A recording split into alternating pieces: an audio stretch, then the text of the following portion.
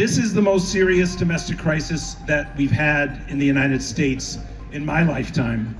He rose from the sewers of privilege, preaching lies to the desperate, offering hate as hope. He laughs at justice. He courts dictators. He dreams of becoming one. Hey, it's Jordan. I am in Flint, Michigan, East Palestine, Ohio, Tumwa, Iowa. Please support the only independent outlet on the ground covering what the corporate media covers up. And there's one thing clear to me. People here have unity. People here have unity. Donald Trump will not divide. Donald Trump will not divide. People marching side by side. People marching side by side.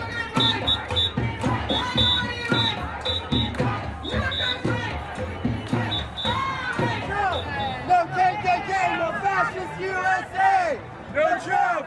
No KKK, no fascist USA! But this is not just Brazil's nightmare. This is a global disease. Here in the United States, we see the same poison in a different bottle. Donald fucking Trump, a reactionary, brainless, dangerous, deplorable man.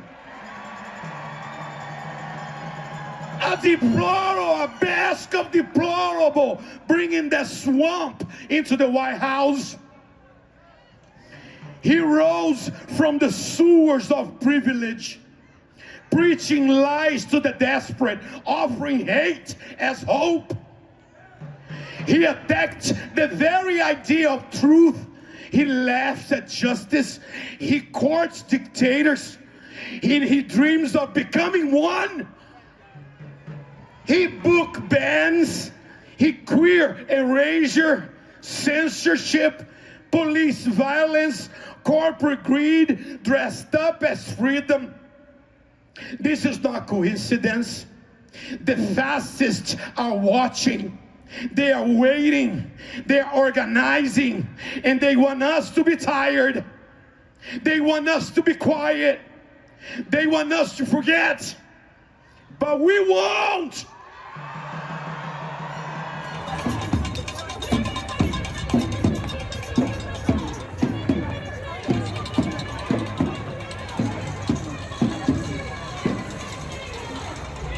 Show me what community looks like. This is what community looks like. Show me what community looks like. This is what community looks like. All right, so Alan Minsky, you're here at the protest today in downtown LA, the hands off, lots going on right now in the country after your speech. We're in a situation where we have a crisis in this country, pretty much of the making that, you know, I always thought was possible, but didn't think was likely, but it's happening. This is the most serious domestic crisis that we've had in the United States in my lifetime. One of the things that I think is a silver lining about this moment is a lot of historians have looked across the history of many centuries, and for the left to be victorious, especially when their opponents are the moneyed interest in society, to take back and defeat them follows a major crisis. So we have a major crisis right now, and I think that we have to, as a movement, demand of our politicians that we have a society in which if a person works one job, they are in the prosperous middle class, whatever that job is. We need to have single-payer universal health care. We need to have free child care and free college. What is Progressive Democrats of America planning to fight back against Trump? Well, what we feel at PDA is that, as I said when I spoke, the neoliberal Democratic Party has proven itself incapable of defeating Donald Trump, right? And now, what's happened, especially with the tariffs over the past 2 days and the likelihood of a sort of economic implosion that will follow it, that's going to be a self-defeat, right? But if you are a party like the centrist Democrats and the moderate Democrats, effectively the status quo anti-party in our society, and you have so much dissatisfaction. They're coming for you. so much dissatisfaction with the state of the country and the state of the society, you're not going to be able to hold off even a proto-fascist movement, because people want change, and you're ceding the change agents to the far radical fascist right. We need change agents on the left that have a viable path to power in our society, that can change public policy, can change the sort of economic social contract of our society, so that the American public can have really a fair share of the wealth that is generated in the society. And that's that's the focus of our work. Now, we of course are, as you know, my presence here at this demonstration shows, we are of course always partnering with Public Citizen, which is one of the main organizers of the Hands Off movement. We partner with the 5051 movement, and of course we're partnered, but we're sort of a second-tier partner with the Indivisible Move On resistance sort of organizing. And we understood that with the defeat of Harris and the election of Trump, that we were going to focus on the necessity of building a positive vision that's achievable through the way that most Americans still practice politics, which is through our, again, really corrupted electoral system. But we do feel that we can, if we can mobilize people, overwhelm the neoliberal moderates inside the Democratic Party, because they stand for nothing. If you actually had, the neoliberal centrists in the Democratic Party debate, the progressives, people would see instantaneously that they don't stand for anything. I mean, even now you have a situation where the moderate Democrats are saying we need to be more in touch with the working class. That's all they're saying. They're not proposing any policies that will alter anything for the American working class. Right. So it's total gaslighting. And this is a huge barrier, and we came very close to winning the presidential nomination in 2016 and 2020. For people who don't know, the organization I'm privileged to lead, PDA, was the organization that drafted Bernie Sanders to run for president, to do so as a Democrat. I think we have a sort of institutional grip on the way American politics are organized in our society, an institutionalist understanding. And we're going to deploy that to try to transform the American Democratic Party. And we're going to work with Senator Sanders on it. He right now is, for instance, proposing that in certain places where the Democratic brand is so toxic that independents should step up and run. Well, that's going to take coordination with those state Democratic parties to achieve that, and we are happy with our organization around the country to help coordinate that kind of initiative. We need to have a U.S. foreign policy that is completely grounded in international law and human rights, so that we no longer, in any way, shape, or form, are a society that is aligned with an ongoing genocide and slaughter, as has been the case over the past 18 months. And of course, we need an energy policy that is commensurate with what science tells us is necessary given the climate emergency. Now, many of you may know me as the longtime program director of KPFK Radio. Let's hear it for KPFK Radio, folks.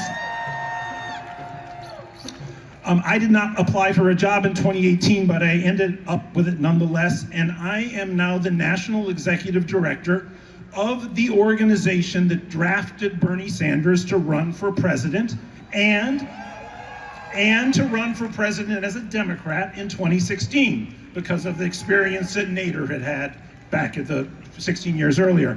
Now, y'all know that Bernie is going to be on the same space a week from today. Okay.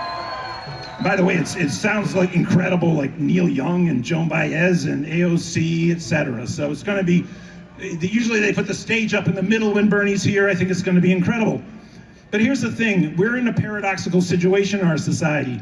We need to demand, we cannot go back and have a Democratic Party that is a neoliberal Democratic Party, because that neoliberal Democratic Party, that begat Donald Trump, okay?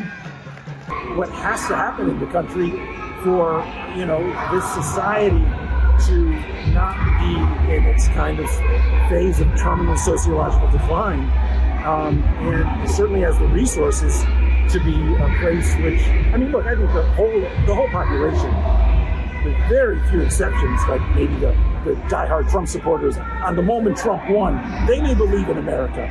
But the amount of free-floating faith in this society that existed when I was a kid, like in the 1970s. And, I mean, it sort of came of age right as Vietnam was ending and the bicentennial and Carter was elected. And you could feel again this whole sort of wave upon wave of faith that we were the most advanced society and that we were going to go towards a more and more progressive future. That's so far gone. Yes, right. so far gone. I know, but I think that Sanders and AOC, that the Sanders, FDR-inflected social democratic socialist policies would represent a revival for our society. It would be a recasting of anything that would be called patriotism, but it would renew people's faith in the society that they're living in. And not only that, I think don't forget, American society, we have sort of made the global economic model, especially after the Soviet Union fell, but also in the 45 to 90 period as well. So we have been, if you want to look upon it that way, as the path-breaking society. Yeah. And we still have more resources and capacity to do that again. That's what we need to do. Hands up! Hands up! We had the two-party system told us that everything was going to be joyful, that everything is going to be okay. They had billionaires talk to us like Oprah Winfrey and Beyonce say that everything is going to be okay if you vote blue. But guess what, y'all? Y'all see that didn't work, right? Because there's been a disconnect from the working class for decades in this country. And now we're at a point of no return where we have to come together as people. So, like my sister just said, today is not going to cut it. But let me tell y'all what scares billionaires like Donald Trump and scares billionaires like Elon Musk and scares billionaires like Jeff Bezos. If we all withhold our fucking labor. So make some noise if you're a worker here today. Make some noise if you're not a worker here today, if you're unemployed here today. Make some noise if you're a part of the labor movement. Now make some noise if you shop on Amazon. Good. Fuck Amazon. But let me tell y'all, here's our message to Donald Trump and Vice President Elon Musk. Here's our message to them. If y'all don't give us what we want, and what we want is a fair democracy, and what we want is a working class that works for us, and what we want is some federal laws and protections, and what we want is a free Palestine. If y'all don't give us what y'all want, what we want, what are we going to do? We're going to shut they shit down. And then you've got a former reality star, no, not that one, the real world star overseeing the FAA, former WWE wrestling magnate who's dismantling the Department of Education. Look,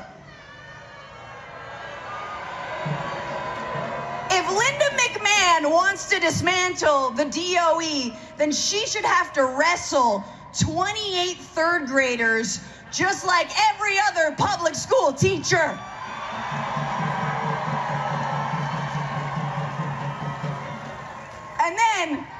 And then there's the man who we all came out to say fuck you today, right? The man, the myth, the legend, Elon Musk. A guy who was born with an emerald mine up his ass, and he still can't find a shirt that fits right. Go to Mars already, ho! They are the imposters, okay? And they have the audacity to call us freeloaders because we want Social Security. They call us criminals when we peacefully protest, or terrorists when we say no to the genocide in Gaza.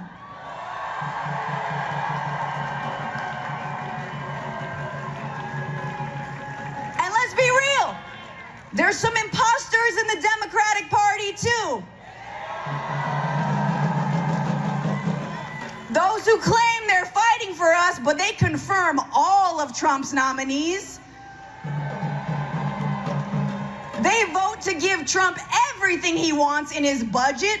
Do nothing, Democrats. Your time is up.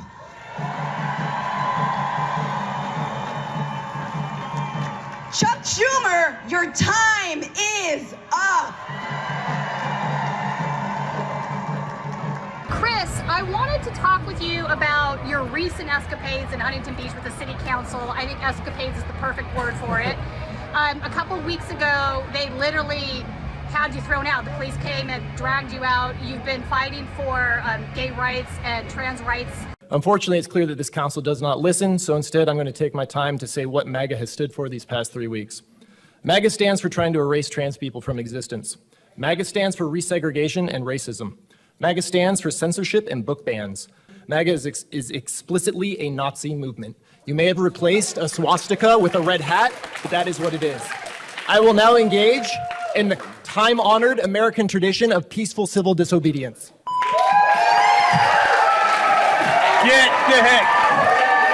Get out.